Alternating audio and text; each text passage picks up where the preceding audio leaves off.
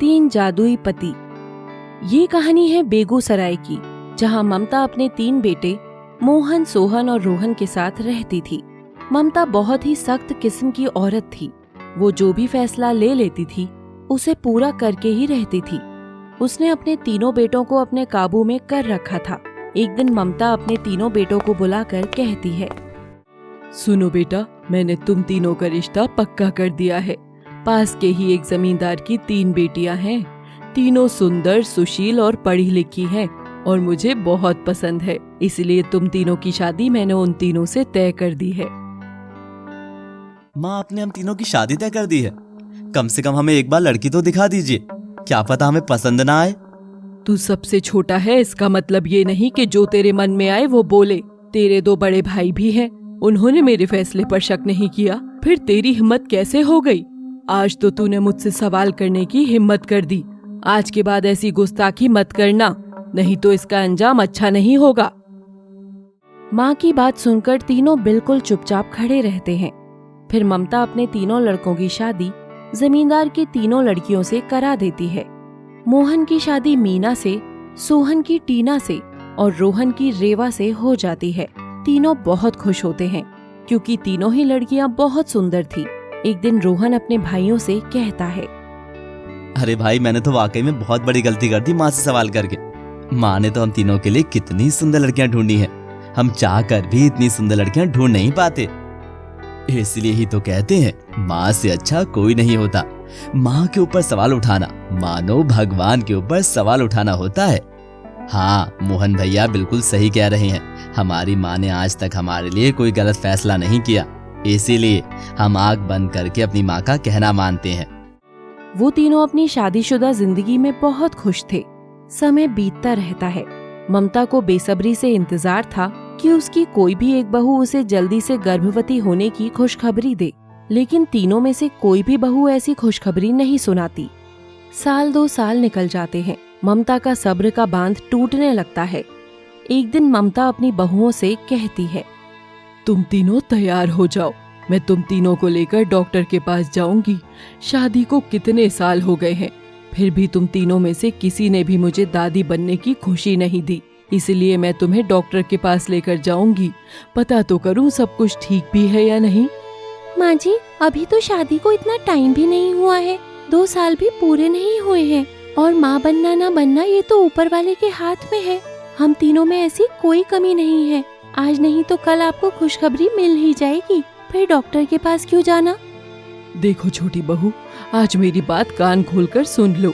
मेरे इस घर में मेरा राज चलता है, मेरा हुक्म चलता है। आज के बाद मुझसे कोई सवाल करने की हिम्मत मत करना। मैंने जैसा कहा है वैसा करो। तीनों बहुएं अपनी सास की बात मान लेती हैं और 1 घंटे में तैयार होकर नीचे आ जाती हैं। तीनों डॉक्टर के पास जाती हैं। डॉक्टर उनका चेकअप करती हैं तो तीनों की रिपोर्ट नॉर्मल आती है। डॉक्टर ममता से कहती हैं, चिंता मत कीजिए माँ जी, सब कुछ बिल्कुल ठीक है। मैं कुछ दवाइयाँ लिख देती हूँ, ये तीनों इसे खाएंगी तो जल्दी से खुशखबरी आपको दे देंगी। बाकी इन तीनों में कोई कमी नहीं है। ममता ये सुनकर बहुत खुश हो जाती है और तीनों बहुओं को दवाई खिलाती है, लेकिन फिर भी कोई रिजल्ट सामने नहीं आता और तीनों में से कोई भी खुशखबरी नहीं देती। ममता फिर परेशान होने लगती है। फिर वो मन में सोचती है, मुझे नहीं लगता कि मेरी बहुएं मुझे दादी बनने का सुख देंगी। ऐसा करती हूँ, अपने बेटों से कहती हूँ कि इन्हें परेशान करना शुरू कर दें। इनसे पीछा छुटाकर अपने लिए 3 नई बहू लेकर आऊंगी जो मुझे दादी बनाएंगी। फिर ममता अपने बेटों के पास जाती है। सोहन, मोहन, रोहन, मेरी बात सुनो। तुम तीनों को अपनी अपनी पत्नियों पर अत्याचार करना है। इतना अत्याचार करो कि वो तुम्हें छोड़कर चली जाएं। माँ, माफी चाहता हूँ, आपसे सवाल कर रहा हूँ, लेकिन आप ऐसा क्यों चाहती हैं कि हमारी पत्नियां हमें छोड़कर चली जाएं? अरे बेवकूफ हो, मैं ऐसा इसलिए चाहती हूँ क्योंकि वो जाएंगी तभी तो नई बहुएं आएंगी, तो वो तुम्हें पिता और मुझे दादी होने का सुख देंगी। तीनों बेटे अपनी माँ की बात मान लेते हैं और अपनी अपनी पत्नियों पर अत्याचार करना शुरू कर देते हैं। मैंने तेरे से ज्यादा बेवकूफ औरत इस दुनिया में नहीं देखी है। तुझे कोई भी काम करने को बोलो कभी भी समय पर नहीं कर सकती और ना ही मुझे बाप बनने का सुख दे सकती है। अजी, ये आप कैसी बात कर रहे हैं? मैं तो हमेशा ही आपका काम समय पर करती हूँ, फिर आज आप मुझे ऐसा ताना क्यों दे रहे हैं? नहीं नहीं देवी, तुम्हारा क्या दोष होता है? दोष मेरा है, मैं ही बाप नहीं बन सकता। तेरे मुंह पर इतने थप्पड़ मारूंगा ना कि मुंह चलाना बंद कर देगी। तू मेरे मर्दाना होने पर शक कर रही है? नहीं नहीं, मैंने ऐसा कुछ नहीं कहा है। इतने में मोहन मीना के जोरदार थप्पड़ मार देता है। मीना नीचे गिर जाती है और जोर जोर से रोने लगती है। उधर सोहन टीना से कहता है, मैंने अपने लिए एक लड़की पसंद कर ली है और मैं जल्दी ही उससे शादी कर लूंगा। वो मुझे बाप बनाएगी। तेरे बस की तो कुछ है नहीं। ये क्या कह रहे हैं आप? अपनी पत्नी होते हुए आप दूसरी औरत के साथ संबंध बनाने की बात कर रहे हैं? समाज क्या कहेगा आपको? समाज तो अभी कह रहा है कि तू मुझे बच्चा नहीं दे सकती, बांझ है तू, बांझ। क्या मैं जिंदगी भर एक बांझ औरत के साथ रहूं, अपना वंश ना बढ़ाऊं? इससे पहले मीना कुछ कहती, सोहन उसे मारना शुरू कर देता है। उधर रोहन भी शराब पीकर घर आता है और वो भी अपनी पत्नी को मारता है। फिर एक दिन उनके घर पर एक बाबा जी आते हैं तो टीना उन्हें खाना देने जाती है। इतने में ही उसकी सास आकर कहती है, इन बाबा की सेवा करने से कुछ नहीं होगा। करना है तो भगवान की पूजा करो। क्या पता तुम्हारे कुछ पाप कम हो जाए और वो मुझे दादी बना दे। टीना की आंखों से आंसू बहने लगते हैं। ये सब बाबा सुन रहे थे। बाबा टीना से कहते हैं, क्या बात है बच्चा, तू इतनी दुखी क्यों है? मुझे बता, क्या पता मैं तेरी समस्या का कोई समाधान कर सकूं। बाबा आपको क्या बताऊं, हम तीनों बहनों की शादी यहाँ के 3 लड़कों से हुई है। पहले सब कुछ बहुत अच्छा था, लेकिन न जाने क्यों हम माँ नहीं बन पा रहे, तो हमारी सास और पति हम पर अत्याचार करते हैं। बस बेटी, तुम्हारे अत्याचार सहने के दिन खत्म हो गए। अब तो इन लोगों को सहना होगा। ये ले 3 पुड़िया। इन 3 पुड़ियों को तू अपने अपने पतियों के दूध में मिलाकर दे देना। तुम्हारे सारे कष्ट दूर हो जाएंगे। तथास्तु। टीना अपनी बहनों को ये सारी बातें बताती है और तीनों बहनें अपने अपने पति के दूध के गिलास में पुड़िया मिला देती हैं। तीनों के पति दूध पी लेते हैं। कुछ ही महीनों में उनका पेट निकलना शुरू हो जाता है। उन्हें दर्द शुरू हो जाता है। उन्हें कुछ भी समझ नहीं आता तो वो अपनी माँ से कहते हैं, माँ, न जाने हम तीनों का पेट इतना कैसे बढ़ रहा है और इसमें बहुत दर्द भी रहता है। मुझे तो कुछ भी समझ में नहीं आ रहा। हाँ माँ, हर समय ऐसा लगता है कि उल्टी होने वाली है। कमर में दर्द रहता है, शरीर काम नहीं करता, पता नहीं क्या हो गया है। माँ, मुझे तो ऐसा लगता है कि जैसे मेरे पेट में कोई चल रहा हो, कुछ घूम रहा हो। कुछ समझ में नहीं आ रहा माँ, कुछ करो ना माँ। तुम तीनों चिंता मत करो, मैं तुम तीनों को डॉक्टर के पास लेकर जाऊंगी। पता तो चले आखिर ये बीमारी क्या है जो मेरे तीनों बच्चों को हो गई है। ममता अपने तीनों लड़कों को डॉक्टर के पास ले जाती है। डॉक्टर चेकअप करते हैं और कहते हैं, मुबारक हो, आप तीनों माँ बनने वाले हैं। I mean बाप। मेरी तो समझ में नहीं आ रहा, माँ बोलूं या बाप। पर आपके घर में नन्हा मेहमान आने वाला है।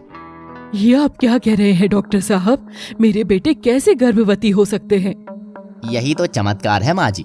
इस बात का तो हमें भी नहीं पता कि आपके बेटे कैसे गर्भवती हो गए, लेकिन हमने इनका पूरा चेकअप कर लिया है। आपके तीनों बेटे गर्भवती हैं। अब क्या होगा माँ? लोग हमारी हंसी उड़ाएंगे। अब हम क्या करेंगे? करना क्या है बेटा, जो मुझे अपनी बहुओं के लिए करना था वो सब अब मैं तुम्हारे लिए करूंगी।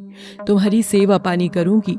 हे भगवान, ये तेरा कैसा चमत्कार है, कैसा जादू है कि जिनको गर्भवती होना था वो नहीं है और मेरे बेटों को गर्भवती कर दिया।